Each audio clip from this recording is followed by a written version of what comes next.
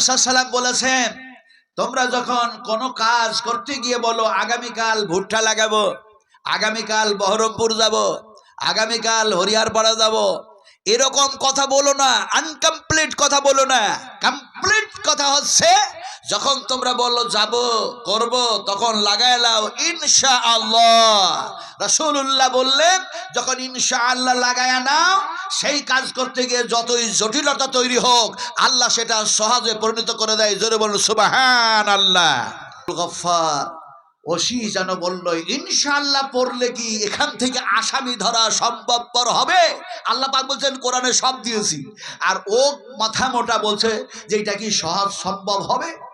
আমি ওসি সাহেবকে বললাম, ওসি সাহেবজি, আপনি যদি ঘুষ না খান, ঘুষ না নেন, মিথ্যা কথা যদি না বলেন, কোরআনের প্রতি যদি আমল করেন, থানা থেকে বসে বসে আসামি ধরার ব্যবস্থা আল্লাহ করে দেবেন। জোরে বলুন সুবহানাল্লাহ। আল্লাহ করে দিতে পারে না? পারে না? আর একটু জোরে বলুন, পারে না? পারে না? কিন্তু ও ওসি সাহেব বলছে এটা কেমন করে হয়?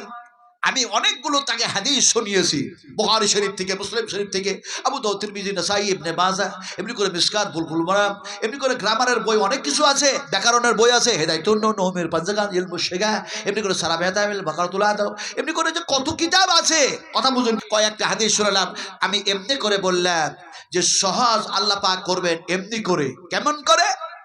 রাসূল আকরাম সাল্লাল্লাহু আলাইহি ওয়াসাল্লাম হযরত আবু হুরায়রাকে বললেন, আবু হুরায়রার নাম শুনেছেন তো?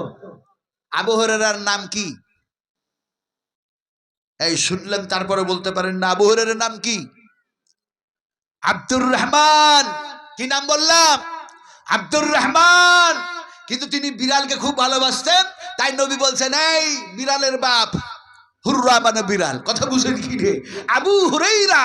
সুবহানাল্লাহ, সুবহানাল্লাহ। রাসূলের কথার মধ্যে কি এক টেকনিক, রাসূলের কথার মধ্যে কি মজা, রাসূলের কথার মধ্যে কি এক হিকমত। সুবহানাল্লাহ বিহামদিহি, সুবহানাল্লাহিল আযীম। হযরত আবু হুরায়রাকে বললেন, এই আবু হুরায়রা, আজকে চোর আসবে। ওই পুলিশের শোনাচ্ছি, ওই পুলিশের আব্দুল গফফারকে, আপনার রাজারহাট নিউ টাউনে। আলহামদুলিল্লাহ, সব আলহামদুলিল্লাহ। আবার আরো প্রোগ্রাম আছে আপনার রাজারহাট নিউ টাউন, আপনার চীনা পার্ক, আপনার এমনি করে কি বলে ওই ঘটকপুকুর, কি কি সব যেন আছে, আপনার অনেক দাওয়াত নেওয়া আছে। আলহামদুলিল্লাহ, সব আলহামদুলিল্লাহ। তো ওনাকে যেন বললাম, শোনান, বিশ্বনবী বললেন, আবু হুরায়রা, চোর আসবে, ছেড়ে দিও না, তাকে ধরো। হযরত আবু হুরায়রাকে নবী বললেন, ওই জায়গায় যেন বাইতুল ফান, ইসলামের সাদকার মালগুলো আছে, যাও ওখানে রাত্রি যেন নাইট গার্ডের কাজ করো। হযরত আবু হুরায়রা এসেছেন, বলেন নবীর কথা সত্য, নবী কখনো মিথ্যা কথা বলেন না।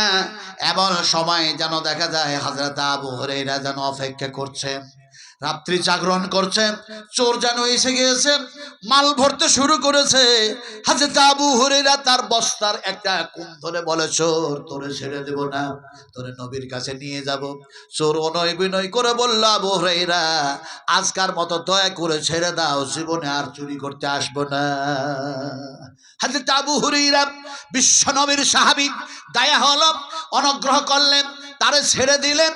হযরতে আবু হুরায়রা ছেড়ে দেওয়ার পর এবার দেখা যায় হযরতে বিলাল যেন আযান দিয়েছেন। সাহাবায়ে কেরাম রাদিয়াল্লাহু তাআলা আনহুরা মসজিদে গিয়ে উপস্থিত হয়ে গিয়েছেন। হযরত আবু হুরায়রাও যেন নামাজ পড়ার জন্য মসজিদে। রাসূলুল্লাহ সাল্লাল্লাহু আলাইহি ওয়াসাল্লাম আবু হুরায়রাকে দেখে যেন মুচকি মুচকি হাসছেন। আবু হুরায়রা মনে মনে করে, চোর ছেড়ে দিয়েছি, রাসূলের কাছে অবগত না, রাসূলের কাছে এমন তো জানাটা ব্যাপার না। অবশ্যই তিনি জেনে গিয়েছেন, অজান্তির ব্যাপার নয়, তিনি অবগত হয়ে গেছেন, না তো হাসবেন কেন? আল্লাহর নবী বলেন, আবু হুরায়রা, চোর আসলো, ধরলে তারপরেও ছেড়ে দিলে কেন? হযরত আবু হুরায়রা বলেন, নবীজি বড়ই অনয় বিনয় করে বলল, তার যাই ছেড়ে দিয়েছি সে ওয়াদা করেছে কখনো আসবো না। নবী বললেন, তুমি সামনে রাত্রেও নাইট গার্ডের কাজ করো, ওই চোর আসবো না বলেছে, আবার কিন্তু আসবে, তাকে ছেড়ে দিও না। দ্বিতীয় রাত্রে আবার যেন চোরটা আসলো। হযরত আবু হুরায়রা ধরে বলছেন, ছাড়বই না তোরে, আজকে নবীর কাছে যেন নিয়ে যাব। এমন সময় যেন চোর বলে, দেখো আবু হুরায়রা, আমার বাড়িতে কোনো খাবার নাই, কোনো কিছু নাই, আমার যেন ছোট্ট ছোট্ট বাচ্চাগুলি অনাহারে আছে, বড়ই কষ্ট যেন পাচ্ছে। ওই ছোট্টদের প্রতি কি রহম করতে নাই?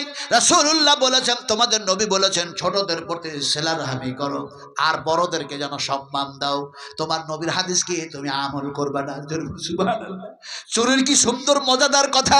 হযরত আবু হুরায়রা দেখলেন এটা তো নবীর কথা, চোরটা যেন আবার ছেড়ে দিল। রাসূলুল্লাহ দেখা যায় এমনি করে আবু হুরায়রাকে আবার বলেন, আবু হুরায়রা চোর আসলো আর ছেড়ে দিলে?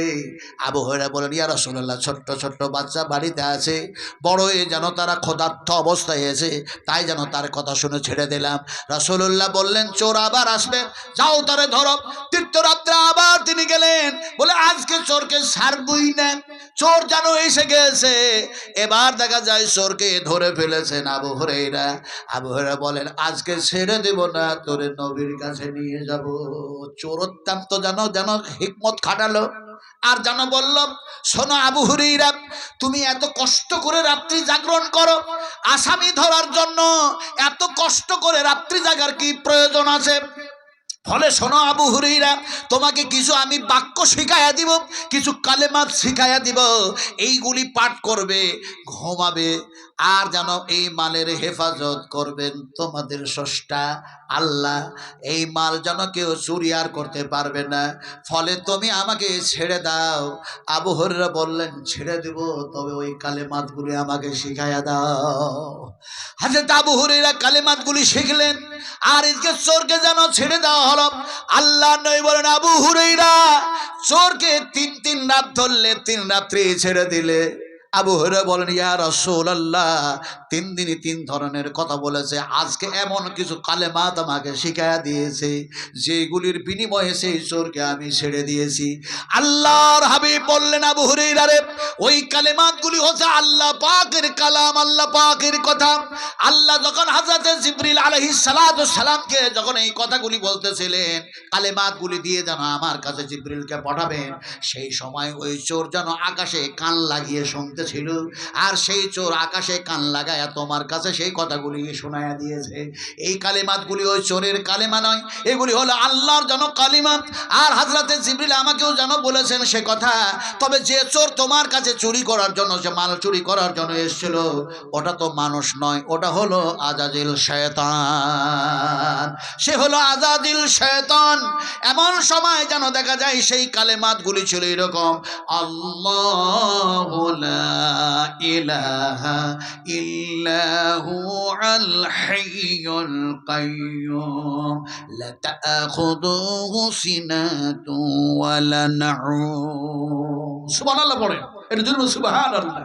এখন আব্দুল গফফার ওসি সাহেব বলছেন যে এইভাবে চোর ধরা সহজ যেমন হয়ে গেল আবু হুরায়রার জন্য, আমার জন্য কি সহজ হবে? এটা তো সৌদিয়ার ব্যাপার। ও বলছে এটা সৌদিয়ার ব্যাপার, এটা আরব কান্ট্রির ব্যাপার, এটা তো ইন্ডিয়ার ব্যাপার নয়। আমি ওনাকে বললাম, এটা ইন্ডিয়ার ব্যাপার, শোনেন ভালো করে। এটা শুধু মদিনার ব্যাপার নয়, এটা শুধু মক্কার ব্যাপার নয়। বিশ্ব নবী মুহাম্মদ রাসূলুল্লাহ সাল্লাল্লাহু আলাইহি সাল্লামের পূর্বে এমন যেন কিছু নবী আসলেন, আল্লাহ পাক নবী প্রেরণ করলেন। তার মধ্যে হযরত মূসা আলাইহিস সালামের জামানায় একটি মানুষ আরেকটি মানুষকে হত্যা করেছিল। অত্যন্ত সেই কথা শোনাচ্ছি, আল্লাহর কসম খেয়ে বলছি, বিশ্বে এমন কোন, পৃথিবীতে এমন কোন ওলামা নেই, মুফতি নেই, মুহাদ্দিস নেই, মুহাক্কিক নেই যে বলবেন এটা বুখারী শরীফের ঘটনা নয়, এটা কোরআনের মধ্যে আসে না, এরকমটা বলার সাহস হবে না। হযরত মূসা আলাইহিস সালামকে জিজ্ঞেস করলো, এই মানুষটাকে যে হত্যা করলো সে আসামিকে ধরবো কেমন করে?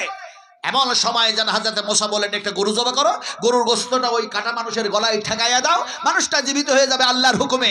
তার আসামির নাম বলে দিবে, সে আসামিকে তোমরা ধরতে পারবে খুব সহজে। আর দেখা যায় সে আবার মৃত্যুমুখে পতিত হয়ে যাবে। লোকগুলি জিজ্ঞেস করলো যে এমনি করে দেখা যায় যদি তাই হয় তাহলে সেই গরুটার বয়স কেমন হবে, তার রং কেমন হবে, তার লেজ কত বড় হবে, তার শিংগুলি কেমন হবে, নানা রকম প্রশ্ন করতে শুরু করলো হযরত মূসাকে। যত প্রশ্ন করেছিল তত জটিল থেকে জটিল, কঠিন থেকে কঠিন সমস্যার সম্মুখীন তারা হয়েছিল।